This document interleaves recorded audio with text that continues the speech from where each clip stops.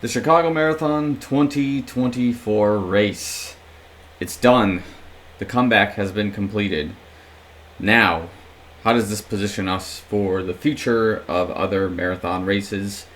Let's talk about it. So, before we get into it, of course, make sure you like the video, subscribe to the channel. If you're already subscribed and watching the content, thanks so much. Love you guys a lot. Make sure you follow me on Instagram and Strava for all sorts of other updates and things like that. So, let's begin, right? So, as I mentioned that previously, and as this channel kind of revolves around this theme, the Chicago Marathon is a big race. It's the A race on my calendar for the most part, unless there is some other race that's usually coming around within like a marathon major or some kind of Ironman race, right? So in this case, the backstory here is that in 2023, I was poised to run this marathon for the 8th time, and unfortunately, I got extremely sick. I basically didn't have a voice the day before the race. I was also feeling mentally demoralized just from poor training, from being sick, and just feeling like I didn't have what it took to run a sub-3 marathon, right? So that was kind of a big blow, and I spent the last year just kind of finding the way out of this rut that I was experiencing and just trying not to be sick for a long period of time. And it kind of brings us, fast forward to a year that I was able to finally get to this point. Not with the time that I really cared about. It's not that I liked or hated the time. It's just I didn't care about the time. I just wanted to show up and get it done, right? So just wanted to, of course, just show this medal because this is actually one of the cooler looking medals I've seen from the Chicago Marathon Association in terms of like the things they award. They always have really good medals. Obviously, you pay like $200+ for the race, right? That's my bib. So my results are kind of also going to be there with pictures.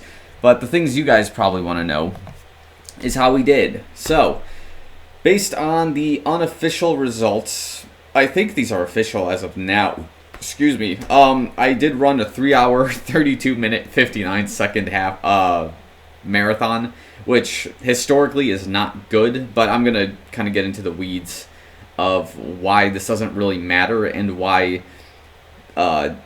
We'll get into this, right? So that was the full marathon length, 3:32:59. I ran the half at about 1:33:25. So obviously I had a positive split there as expected. So we're just going to get into it and discuss what happened and just some of my thoughts of the race, right? So if we fast forward, or not fast forward, if we go back in time 2 weeks before the race, again, the training wasn't really going well with my longer key workouts, so I wasn't putting in like my 16, 18, 20-mile runs. But exactly 2 weeks before the marathon, actually less than 2 weeks, the Monday of that 2 weeks beforehand, I said, okay, I don't think I should run 20 miles. It's too soon or it's going to be too late. The right thing to do here is just run for 2 hours straight, and that's it. And just whatever happens in those 2 hours is what we're going to consider the key long workout. So I think after I was done running it, it was about 16 miles broken up into 2 different runs. I think I ran like a 14-mile segment at the beginning, and then later on that day, I finished it off with 2 more miles. I think it was like an hour later or something like that. So I was like, okay, kept it really slow. I was doing it in the Nike Alphafly 3s, which I have chosen to use for this race day as well. We'll get to that in a second.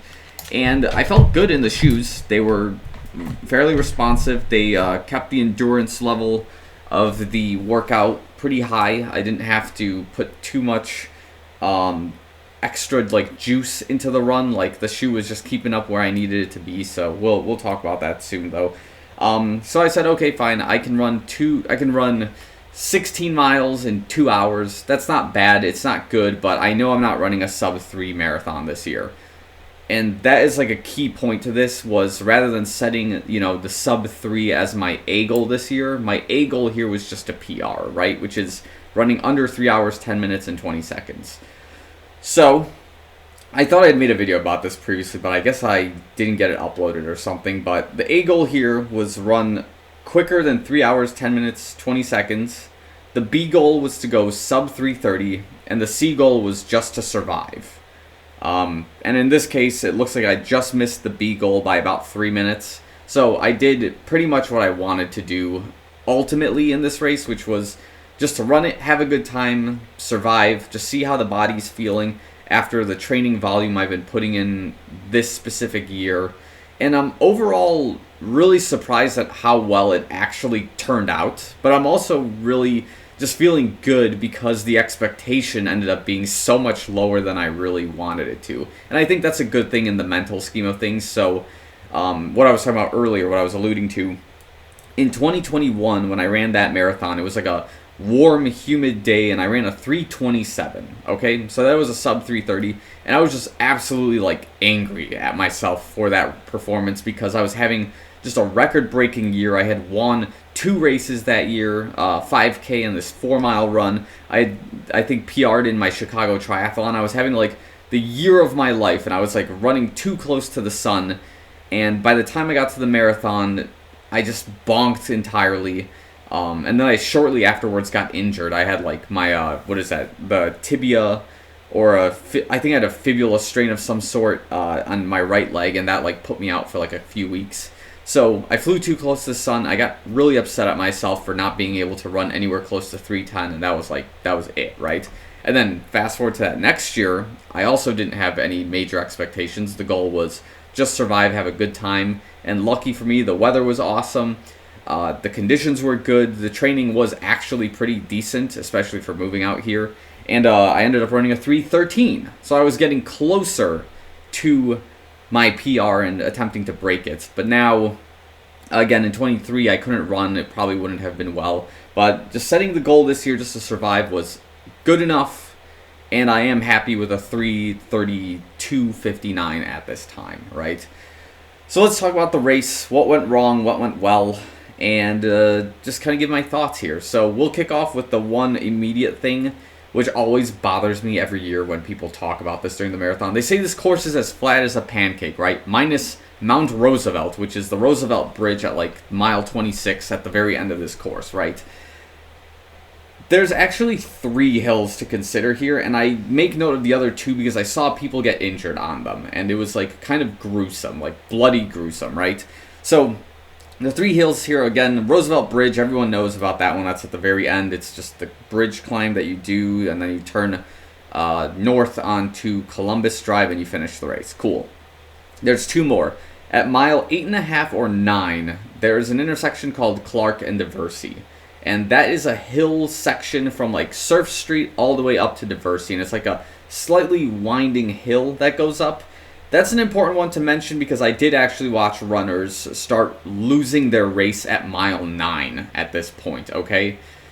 Which is unusual if you are, in fact, training for the marathon well. I don't expect you to be falling apart so early, but again, I don't know how people train. I don't know how people run if they were expecting something unusual, but that's hill number 2 in this book. And then number 3, this is where I saw some poor woman. She must have tripped or something on this bridge, and she busted her head open, and it was like pretty bad. This is the Cermak Bridge, so this is over towards like mile, I think it's 22, maybe 23 at the maximum. I think it's mile 21, 22. It's by the Radius venue, which I've seen concerts at. It's like you go east on this bridge, and you climb the bridge, and it's maybe for like 100 meters or 150 meters, it's a climb. And I saw people trip on this bridge because they have like the iron or steel grating so it doesn't freeze, and like if there's debris, it'll just fall in the river after you drive over it.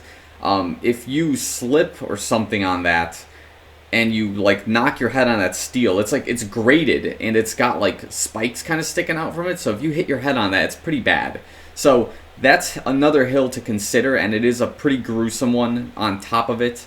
So that's just something to consider, that there's 3 hills on this flat as a pancake Chicago Marathon course. Okay, now that we got my rant out of the way, let's talk about what worked and what didn't.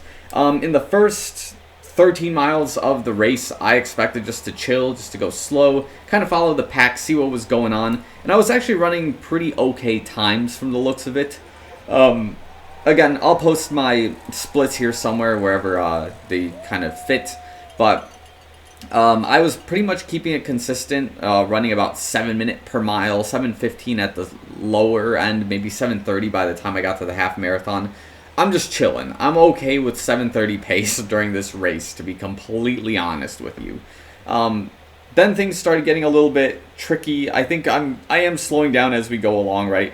I go from some point I'm running now 50 pace, getting closer to like 8:15s.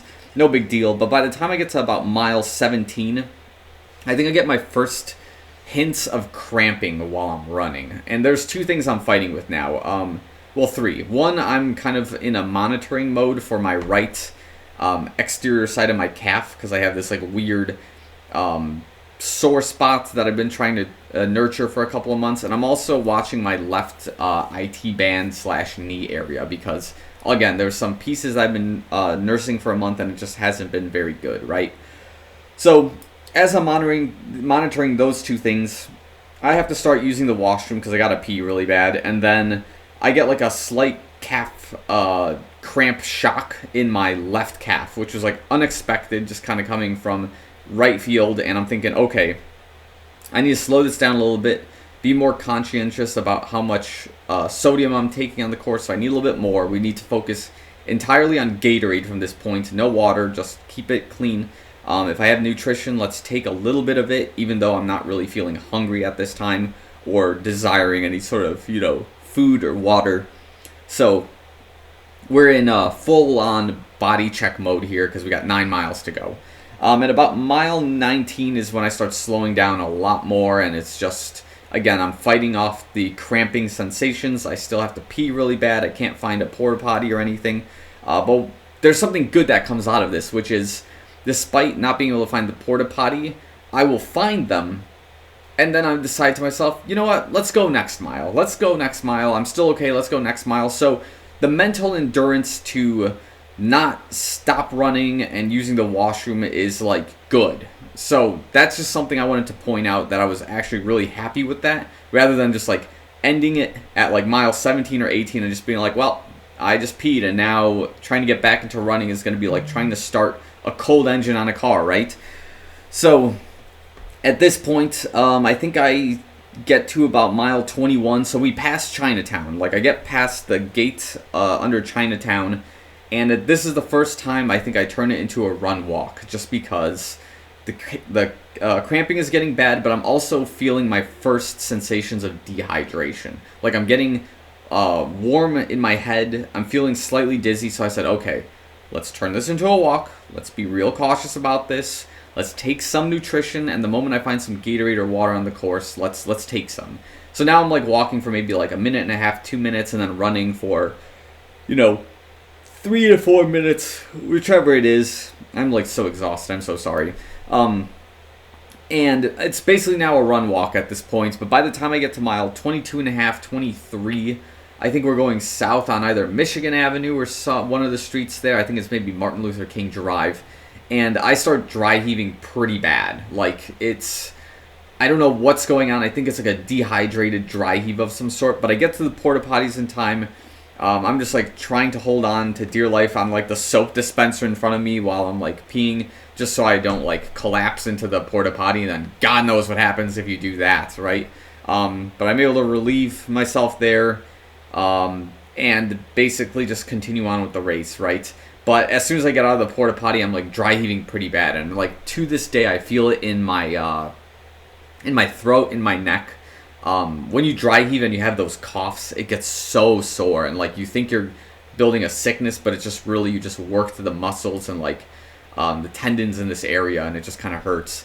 I had a moment where I thought for sure I was going to vomit and my race was going to be done. I thought for sure, like, whoa, this is how it's going to end. Mile 22 and a half, 23, over not being able to hold my Gatorade and my water down. But I was dry heaving. I kept going. I didn't stop while I was dry heaving, and I just kept walking it off. And just the longer I walked, the more I came back into it. Like, I stopped getting dizzy. Let's mention this entire time, my legs are feeling great. Like, I actually thought this is probably number 2 in terms of things that went well, is my strength training during the course of the year, I think was good. It was not the best it could have been, but it was good enough that I was able to simply finish without any massive cramps up to this point. Asterisk, up to this point. Okay? And yeah, I continued walking, and then I was able to turn into a run walk again. It was obviously a lot slower. My splits were showing that I was running like 10-minute miles at this point overall. And I kind of knew that was going to happen, so I wasn't mad about it. I wasn't upset. And that's just kind of how the rest of the race kind of chugged along. Oh, up until mile 24, when I guess I saw Michael Coe, I saw Kofuzi on the course, which is really wild. He was filming people while we were running. And what made that really weird was, I guess there was, I saw this guy somewhere before. I know I saw him on the start line. I may have seen him in a YouTube video somewhere else. I don't know if he was like a product like manager of some sort, or some sort of like brand ambassador and influencer or something. I've seen him before, and like Kofuzi's filming him and running next to him. And I happen to be like right behind this guy in the frame, and I'm like, what on earth am I doing in this frame? Like, this is crazy. Like, I've seen this guy's YouTube videos. I've run into him in Chicago like so many times, and like he lives out by me over here. Like, what is going on here? What are the chances of this happening right now? So that was just really weird seeing Kofuzi at this point. And then we get to mile 25, which is a very special mile marker for the race for me, because my family tends to hang out at 25, especially my dad. He's a volunteer medical tent person over there. So basically I do something really stupid and basically like really end my race kind of there. What happened is we typically switch hats when we get to this point. So I give him like my sweaty hat, and he'll give me one of his volunteer caps, and I just put it on and I just continue going. But what I noticed during the course of the race was anytime I did any sort of unusual movement, I would feel cramping in my legs. So any sort of like stability break in my marathon running caused the whole system to go wild. So at this point, you know, I'm taking my dad's hat, and he's grabbing mine, and like as I'm adjusting it, so both of my arms are now up, and I'm like tilted off to the side, my left calf completely cramps up, like the worst it's ever been, where it basically locks up in like that position where it's like the toes are bending forward. I guess that's the flex position, in the flexion. I don't know what they call it for real, but like I'm locked in that position, and like thankfully I'm by the medical tent, because I'm like, oh whoops, like that's my calf. And like the medical professional came in, he saw it right away. He's like, oh yeah, that's a left calf cramp. And he was just trying to relieve the cramping by just putting it back in like the flex position, just to stretch it out. He gave me some BioFreeze, and the BioFreeze like actually worked really well, like extremely quickly. I was like, whoa, the cramp is gone. That's crazy. And then I just carried on with my race, and I ran like an 11-minute mile at the very end. I think it's showing I ran an 11:14 at the very end. That's nuts. So I was like basically walking that thing like a maniac. But there's lessons learned there, of course, that like the whole strength training system worked just about until the end, when I decided to do something stupid. And then, yeah, that kind of shut down the whole race for me in that sense. So, yeah, again, I didn't have any issues from 25 to 26. It was weird seeing runners falling, like quite literally falling during the stage, tripping on themselves, busting their heads open. I saw 2 busted heads. I saw some poor girl, I guess, was chasing a Boston qualifier or something. She like basically shat her pants. It was like gross. And yeah, this was not a good weather day. It was not the worst that I've experienced, but it was definitely not up there in terms of good weather days by a long shot, right? I think 2019 was my best weather day running, and then 2022 was like the second best. But this one by far, like if you weren't paying attention to your fluids, the weather, your own hydration, how your body was feeling, how your head was feeling, your dizziness, like you were going to have a bad time just overall. So I think all things considered, just having the most casual marathon I could have had, I'm like extremely happy with this. I don't feel ecstatic or like emotional about it right now, because I let all the emotions go yesterday in terms of like how I was feeling like at mile 6, mile 7, where like internally I was just like sappy, breaking down, where I'm like, holy crap, I'm here, like I'm doing this, I'm making my comeback race, you know, like I feel good about this. If I quit the race right now, like I don't care, I at least got to the start line. So I'm just laughing about that, kind of the different segments of the race. But after I think mile 15, mile 16, I said, no, I'm committing to this. We're finishing this one way or another. Like, the body feels good. My legs feel really good at mile 17. Like, we're going, you know. So that's been my Chicago Marathon experience. I don't know what else I can really say that's crazy about it that hasn't been said before or hasn't been expressed by somebody else. I mean, again, the Alpha Fly 3s were the excellent choice of shoe for this race. I will have to clean them because there's like Gatorade residue all over them and like other sticky substances from the day.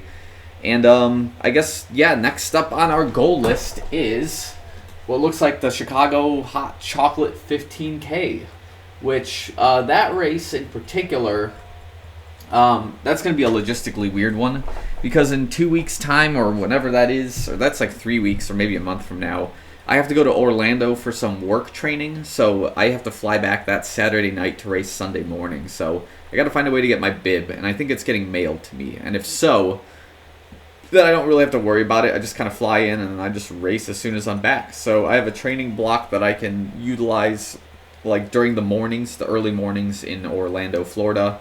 And that should be fun. And then I have the turkey trot that's next after that. But while I was running the Chicago Marathon, I did have thoughts about finally pursuing the marathon majors by doing the 6 big races. And I think, yeah, I'm going to start committing to it. I'm going to actually start applying for the other 5 races. Boston I can't really do without doing a charity right now. I'd rather get the Boston qualifier and run it. But that being said, I'm going to start looking into London to see if I can get into the charity packet for that. I think the sign up is too late. Otherwise, Berlin is the next one I think I can sign up for. Tokyo I can sign up for I think in July or August. We have Berlin, London, Tokyo, New York. Way too late for that. I didn't actually qualify for that.